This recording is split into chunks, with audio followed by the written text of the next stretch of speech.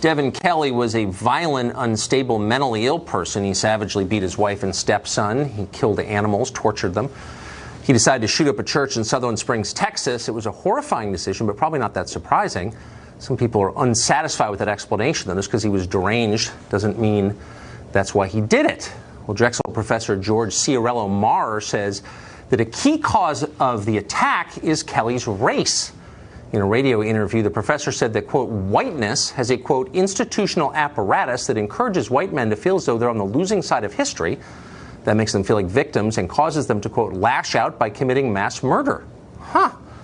It's a strange claim, but the really strange thing is how this same professor explains blame. Keep in mind, we've had him on the show, and he's the one who just last year tweeted out he was hoping for white genocide for Christmas, espousing violence himself. Huh.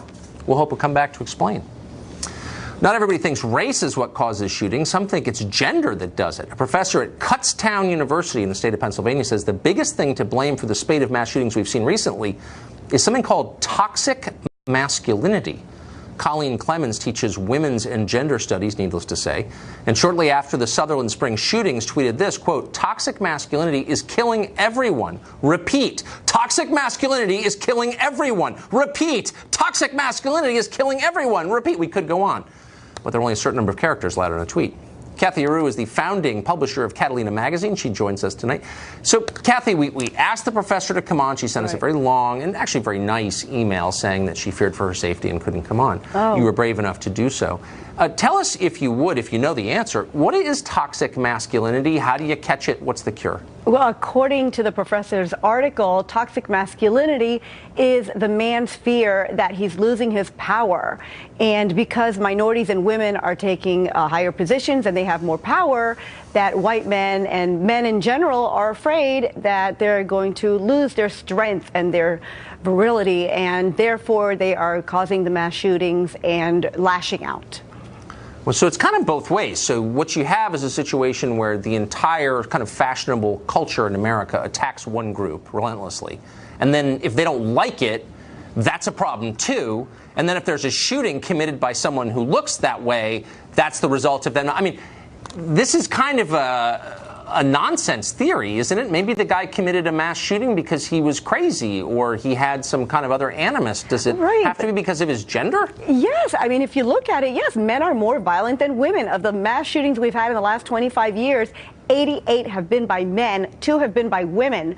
So we definitely have a problem with men in this country. Men are committing the murders. Okay, well that is true. Of course, men commit the overwhelming majority of violent crimes. But I thought men and women were exactly the same. I mean, I'm kind of losing track of my feminist orthodoxies here, and I think some of them may be on a collision course about to hit each other. So men and women are exactly the same. You can transition from one to the other by snapping your fingers, and everyone has to believe that that's real. But they're totally different, which is true. Women are better, unfortunately. We are not the murderers of our society. We are not committing the crimes. We commit less than 20% of the crimes. So That's actually, true. Men are not as good as women. We are actually better. We're safer. But what about men who transition to it? So if a man says, if he's got the terrible case of toxic masculinity. Yes. He's on his deathbed dying from toxic masculinity. Right. And he says, bam, I'm a woman now. Does it cure him?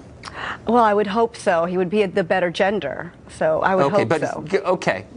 Does any of this strike you as nuts, or are you actually kind of tracking with this and nodding in agreement? No, I completely agree. If you look at it, it doesn't matter what race they are, doesn't matter where they're from, doesn't matter what country. Men are committing most of the crimes and most of the murders. There is a problem with men. And no one can quite figure it out. Is it the testosterone? Is it that they feel less empowered? Are the minorities, are the women taking over too much and they are afraid of this?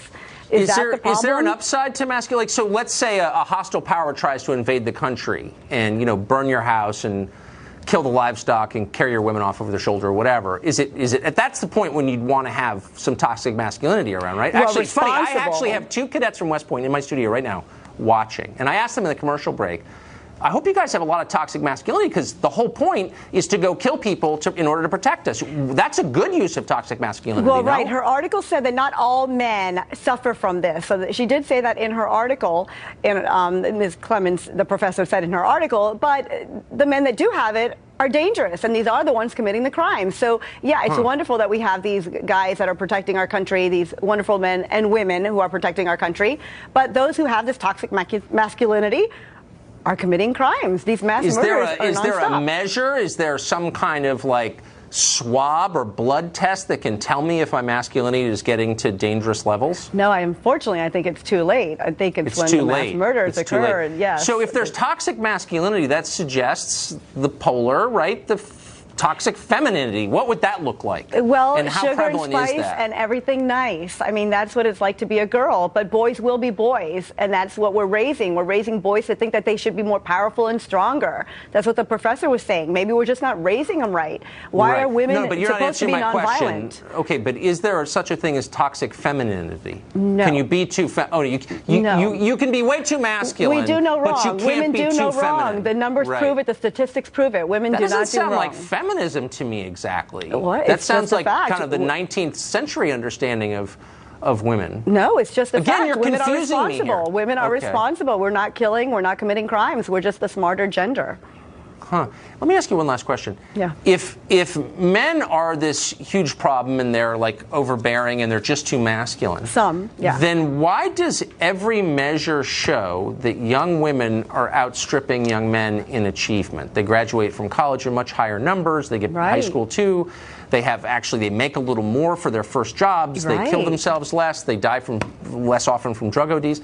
Why is that? If men are keeping women down, why are women doing so much better than men in this country? Well, women are doing so well, and that's what's causing the toxic masculinity. They're not happy about it, and that's why the murders have gone up since 2011. We've had So I more wonder, mass has it shootings. occurred to you maybe to help instead of browbeating men and like mocking them for being less We're not powerful and saying, mocking. well, sure, of course you are. Unfortunately, And you've the got men are- tenured losers like this woman we are quoting from Klutztown University or whatever it's called saying, men are horrible. Shouldn't women be helping men to be better? I think women are, but the way they're being raised, maybe it's just too late by the time we get them. We need to raise them right. Boys can't be boys. Well, you've confused me completely, but I was still happy to talk to you as always. Kathy, thank you. Thanks.